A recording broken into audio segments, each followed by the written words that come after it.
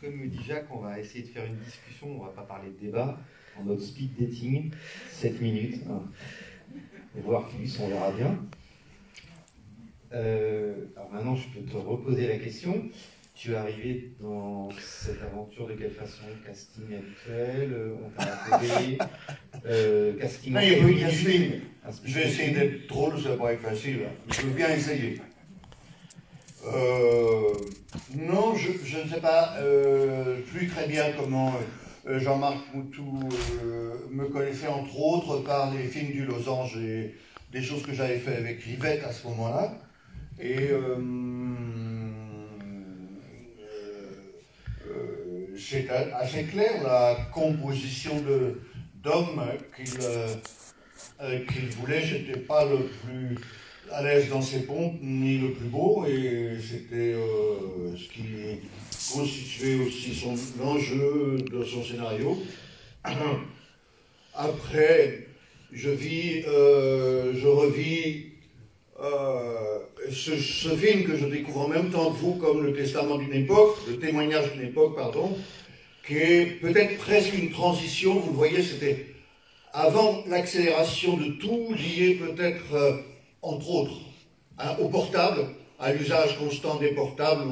Ici, on a l'effet inverse du burn-out, c'est le côté à plat, complètement désincarné, la vie lâche. Il y a une espèce de solitude invincible. Bon, je sentis ça comme étant une lente avancée vers l'artificialité, et pourtant l'esthétique, comment dire, la lumière en appelle à la nature. Désespérément, elle semble insister vers la clarté. On ne fait plus des images claires comme ça, soutenues, claires comme celle-ci. Aujourd'hui, on compense avec des drôles de portraits. On veut peut-être creuser plus dans l'être, dans les personnes. Il y a beaucoup de plans aujourd'hui, on ne voit pas les visages comme ça. Là, il n'y a pas un plan où on ne voit pas vraiment le visage. Il est éclairé. C'est le témoignage, c'est là, pour le coup, le testament d'une époque. C'est la dernière fois où on filme comme ça, pleine face, en insistant longuement. C'est aussi une drôle de séquence où finalement, sans le vouloir, un homme passe la main à une réalisatrice possible pour traiter de cette histoire. Voilà. Il est bien courageux, mais à la même époque, il y a Ackerman qui peut-être raconte autrement les histoires des femmes un peu désorientées dans la ville. Et laissez-moi pas parler, je dis n'importe quoi, mais arrêtez. Vous vous rendez compte? Et vous écoutez ce que je dis, hein? Ah, mais vraiment. Vous comprenez la recherche du film. Je ne peux pas vous en dire plus. Je peux vous dire, mais alors là, je ne vous surprendrai pas que Jean-Marc Moutou est quelqu'un d'extrêmement sérieux, d'extrêmement convaincu, trop sérieux. Auparavant, il avait fait un film très beau sur l'entreprise qui s'appelait Violence. En milieu tempéré. Ouais, en milieu tempéré, violence, des échanges dans les milieux tempérés, avec Jérémy Régnier, qui est là. On est là pour parler des acteurs.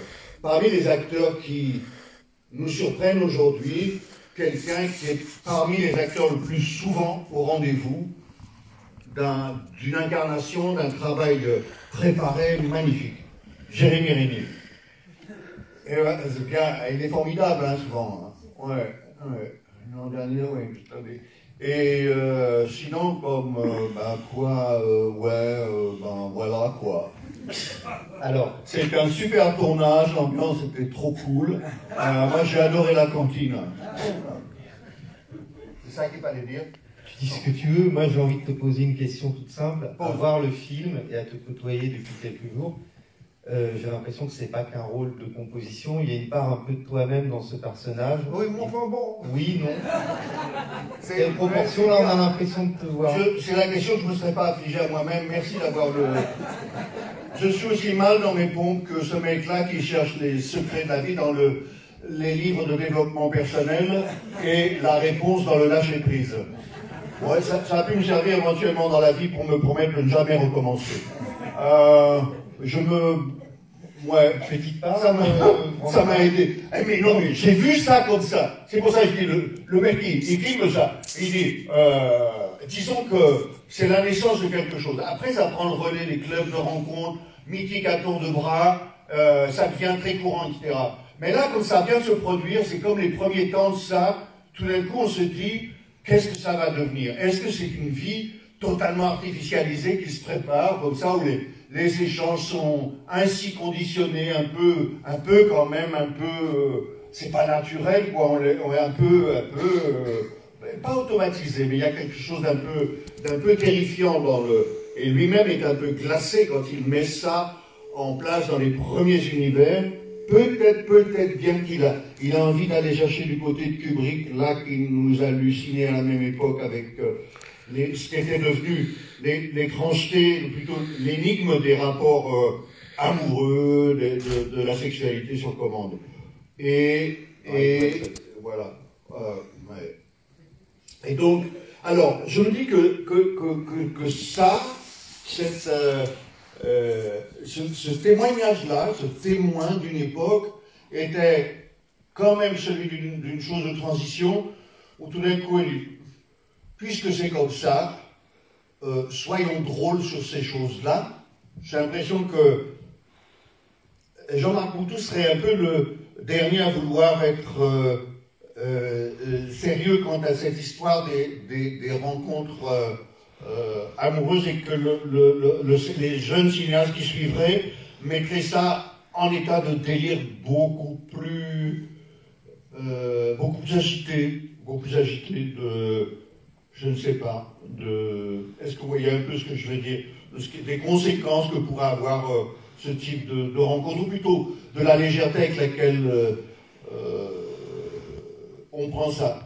Vous savez comment j'ai vécu le film? Dans le début, ils sont tous figés de ce qu'ils sont en train de vivre. Ça m'a paru d'ailleurs assez curieux à Bénin. Ils ont l'air tous de vivre ça pour la première fois, un truc de rencontre, et que ça va doucement, lentement, vers la fin du film où ils sont devenus un peu des experts, et elle accède à quelque chose, ça y est, elle est passée au-dessus, elle se permet d'être agressive, un peu amusée presque du rapport de cruauté qu'elle peut entretenir dans un speed dating, et s'amusant un petit peu à la domination possible que lui donne ce truc. Cette fois-ci, je me tais vraiment. Avec des réactions. Voilà. Présentez-vous, monsieur. Bonsoir, je m'appelle Cyril. J'ai beaucoup aimé le film, et alors, donc, si j'ai bien compris, au début, il y a donc vous vous mariez au début du film, et donc il faut s'occuper du chien, tout ça, mais j'ai pas compris pourquoi on retrouvait le chien dans le film, en fait. C'est toi qui s'occupe du chien. Merci. Je savais que j'allais me faire avoir. D'autres questions? Mais...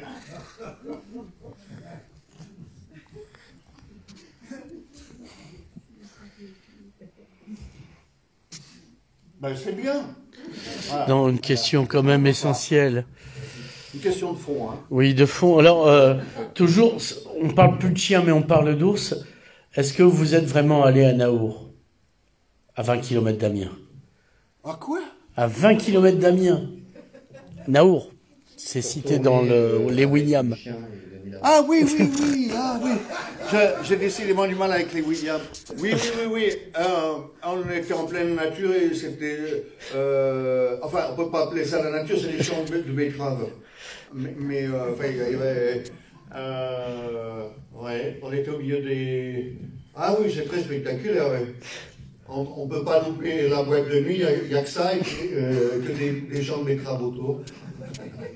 Ben oui, la salle des fêtes de Naour, oui, bon, voilà, deux choses très originales. Les grottes, non? Les grottes de Naour aussi, ou même pas? Non. D'accord, non. De nuit là-bas, ouais. Si vous posez pas cette question, on va continuer avec ça. Hein. Pitié. C'est une menace. Non, mais par contre, sincèrement, là, j'étais pour rigoler, mais par contre, j'avais une question à vous poser. C'était savoir si, parce que dans votre personnage, au début, quand vous la rencontrez, après, on a tout le personnage qui est exposé, mais si le premier, est-ce que vous êtes amoureux d'elle dans la première rencontre? Non, ça m'a fait penser, ça on en avait discuté avec Moutou, aux mecs qui sont complètement contradictoires, qui disent vous savez, je viens dans les trucs bouddhistes, mais j'aime pas du tout ça. Il dit mais je suis venu voir, quoi, là, je suis venu il est très contradictoire, quoi. Il dit je suis venu voir que c'était de la connerie, ces trucs-là. J'y crois pas du tout. C'est pour ça, c'est donc comme... apparemment, il est bloqué, comment dire, un spécialiste du speed dating, il dirait inévitablement on en a comme ça des mecs qui font le truc et puis en même temps qui se défendent par la parole en y étant. Non, il ne peut pas la repérer plus qu'une autre, il est pas, puisque la règle du speed dating est de passer toutes les candidates et après de réfléchir, de dire bon je garde le numéro 3, le 7 et la... Voilà. Mais non, il n'y a pas de choses particulières au moment de leur rencontre. Non.